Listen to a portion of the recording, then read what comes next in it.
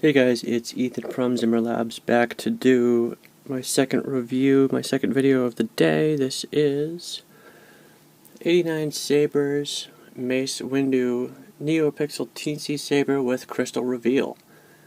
This guy is really nice in person, I have to say. Peter Zhang of 89 Sabers did a really nice job with this. I really like his Graflex that he made. I think it's one of the best available. The finish is great.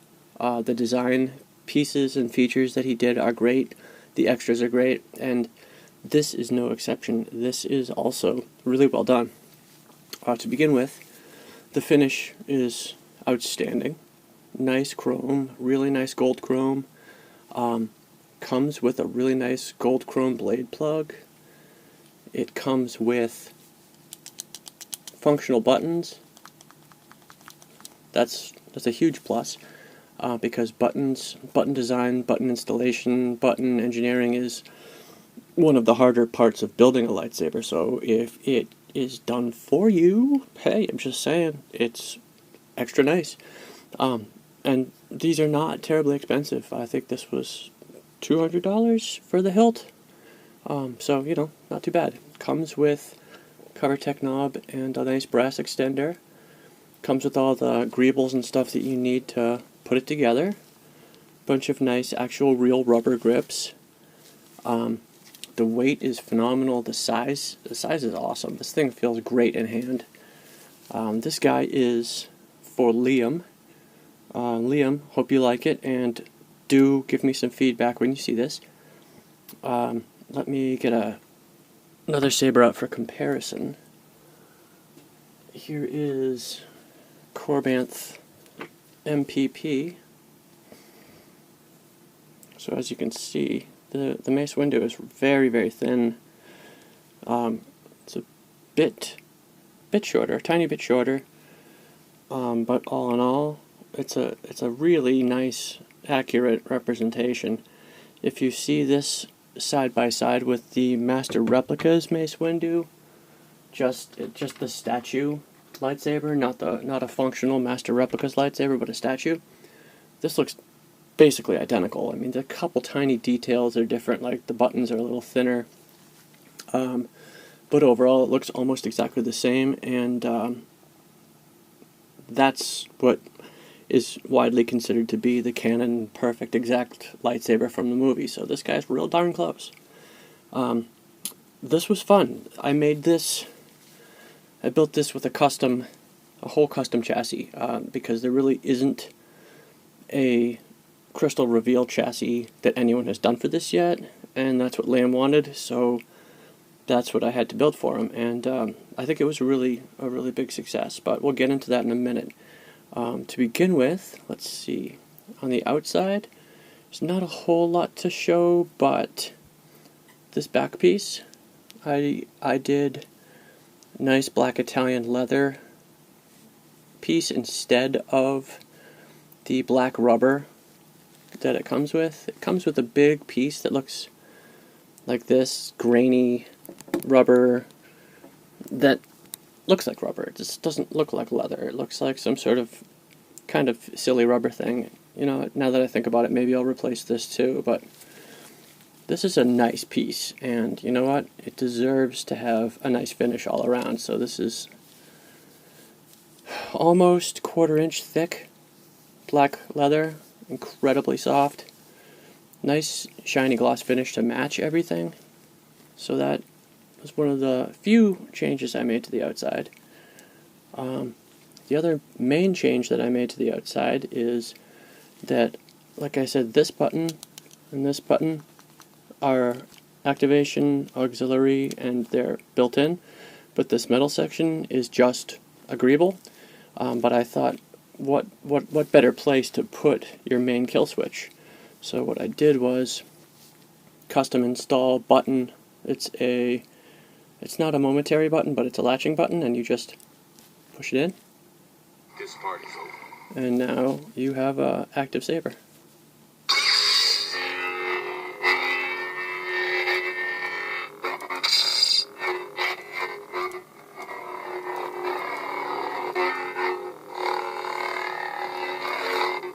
smooth swing fonts, of course.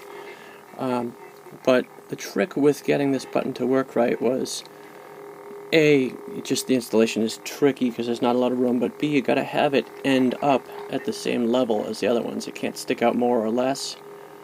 So that was a challenge, but simple as that. No unscrewing things to pull a kill key out or anything like that. No hidden switches. Just one of your brass buttons designed to do what it should. Down at the bottom, unscrew this pommel section here and you have access to your recharge port. This is wired for a kill key, but obviously it's not necessary with the main kill switch. But if you wanted to insert a kill key here as a secondary measure, you could. It probably is pointless, but you could do it. That's where you get access. Underneath there, you can see there is a 24mm mid-woofer. It's a bit bigger than a standard 20mm, but you can't get a 28 in here. There's just not enough room for that, or at least, no, definitely not. Not with the chassis anyhow. If you skipped a chassis, you could maybe cram one in there. But I didn't want to skip the chassis because, like I said, I wanted to do a crystal reveal in this guy. So, like I said, it comes with this party's over. A blade plug already.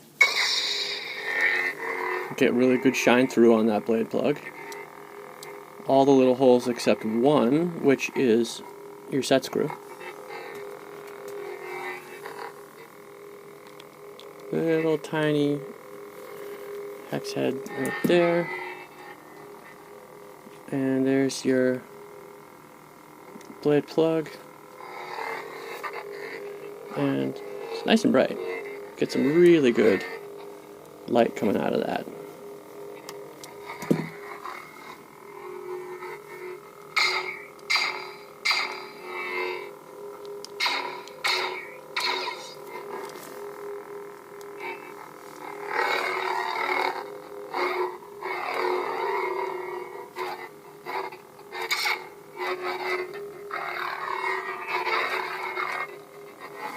Now, to access the crystal reveal, the only real downside that I've found with this guy is you unscrew this middle section to access the chassis and the reveal, but this section has threads that are like 4.5 inches long. Sorry, but it's excessive. It really is. Now, you can do something about that by cutting it off a bit, but that right there, that's just too many threads, okay? Sorry, but it is. Fire it up, and then this is, if you set it up right around here, it's nice for a display. And what I did was 2 quartz crystals, about 3/4 of an inch long each, and this is a gold Shapeways stock custom works crystal chamber. It's a standalone chamber to be used in any custom installation, so you don't have to buy a specific chassis to get this. You can just basically use it with whatever you like. I built my own chassis, as I will get to in a second, and then I attached the crystal chamber to the top and bottom sections of the chassis with one steel rod that you can see right there, and that actually is pretty strong. I mean, there's a little flex with this guy, but not a lot.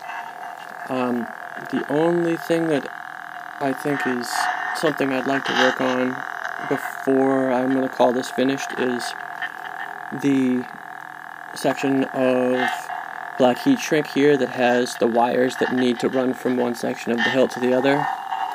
Because the way this hilt is set up, you've got your buttons, Neopixel connection, and battery all up here. And then down here you have your sound card and speaker and recharge port. So there's just no way around it. You have to have wiring running from one side to the other, unfortunately.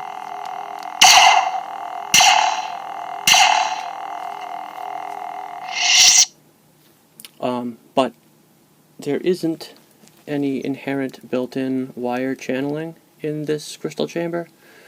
So if I had gone with a different crystal chamber, it wouldn't have been a problem, because there are plenty of others that do have built-in wire sections.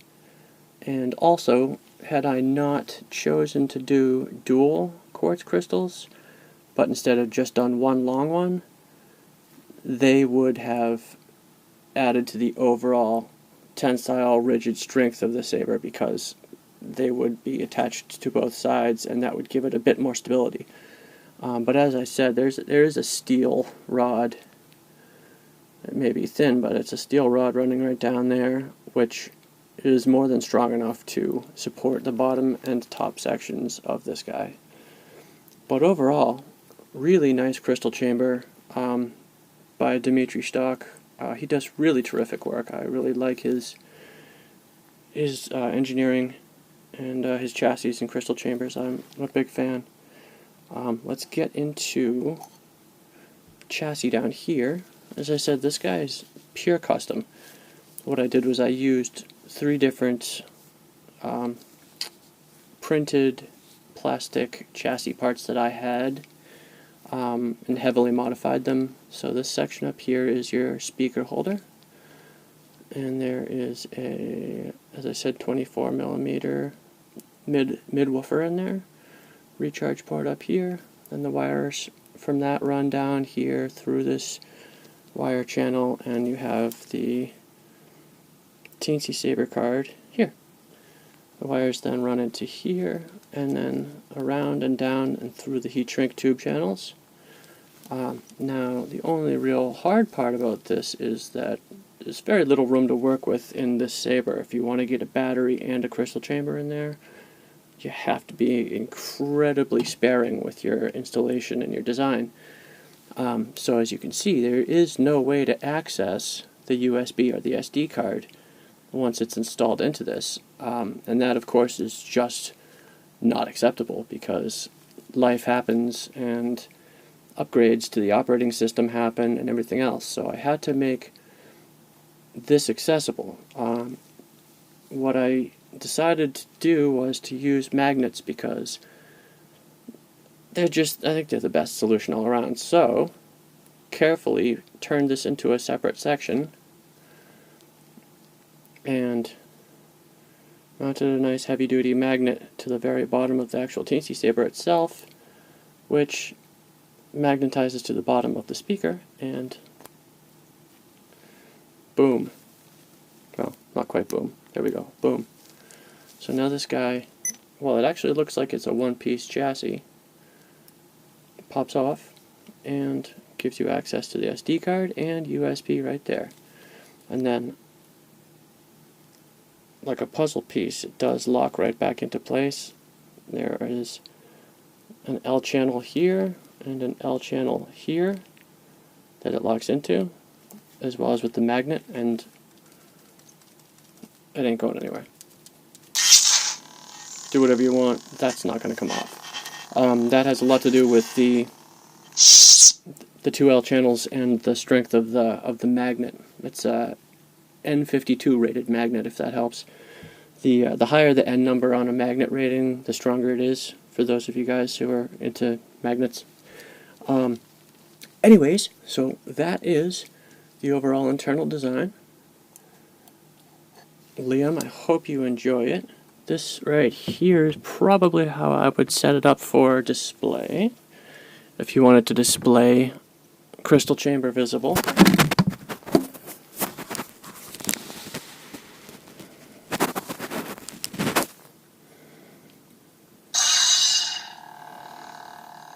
Got a nice dual quartz crystal with gold crystal reveal right smack dab in the middle. Just simply slide it up, screw it tight, and you have a saber that's ready to go to battle with, so to speak.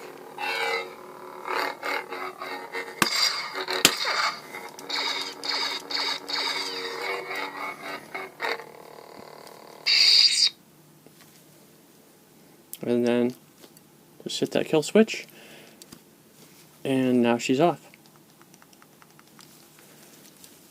Let's put the blade in and run through a few real quick so you guys can get a feel for what a Teensysaber can do as far as purple blades go. Slide the blade plug out. Slide the blade in.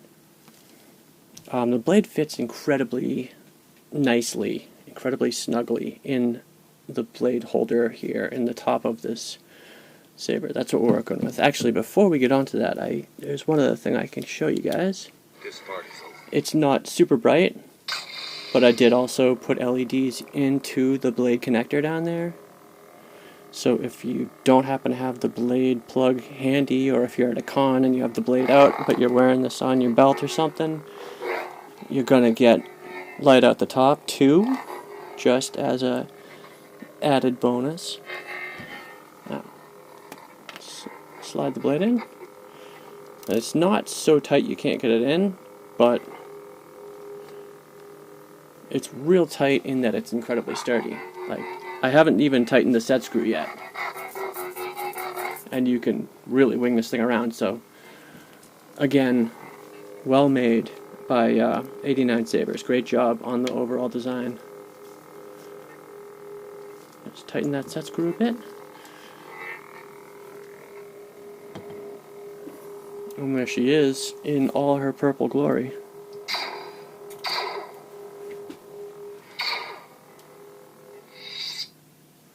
So that's your first blade. It's just a bright purple with a white flash start. And a heavy pulsing purple. This is a Mace fire, purple fire blade.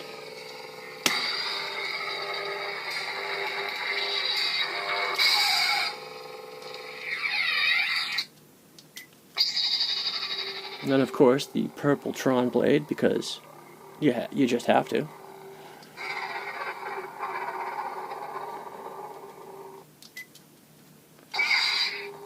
Next up, since we've kind of exhausted the purple options, I did a nice bright green Return of the Jedi Luke color.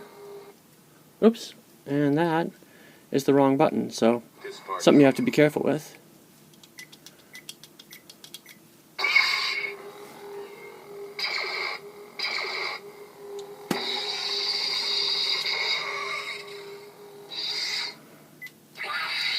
Green fire blade.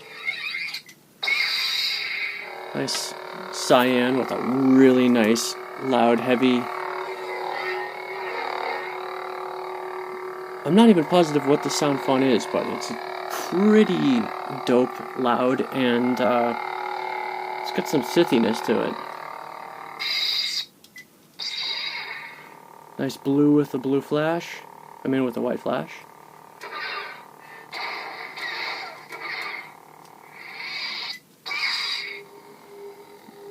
This is a really heavy static, heavy pulse, damaged effect, sun yellow blade.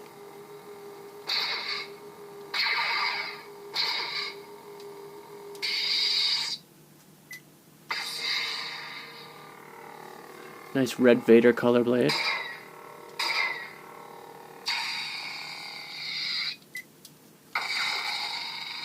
Fire blade. Pretty much all these have smooth swing fonts now too.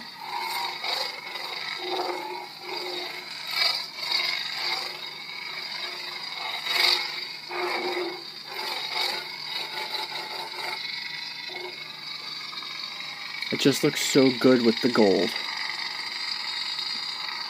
A nice red fire blade on a gold hilt it just works really well together. It's kind of a beautiful thing.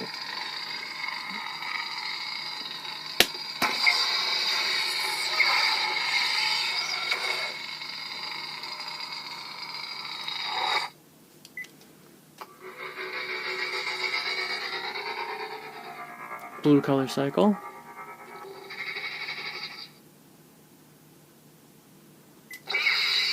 Strobe blade.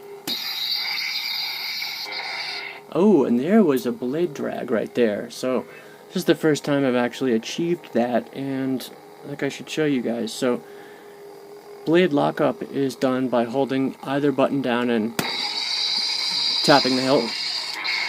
But if you aim the saber down and do the same, you notice you get a different sound effect. Look at the tip. It's hard to see, but if you look in the reflection of the monitor, you'll see the tip is really a lot brighter. That is the drag effect, so that's to simulate if you were some bad mofo Jedi or Sith walking around dragging your saber down the hall and like gouging a hole in like a steel surface or something like that. You'd have that effect. And while it doesn't really show that well on the video, in person that looks awesome.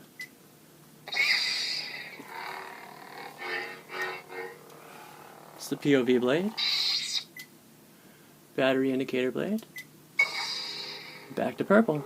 Let's see if we can get that drag blade again. Yes, okay.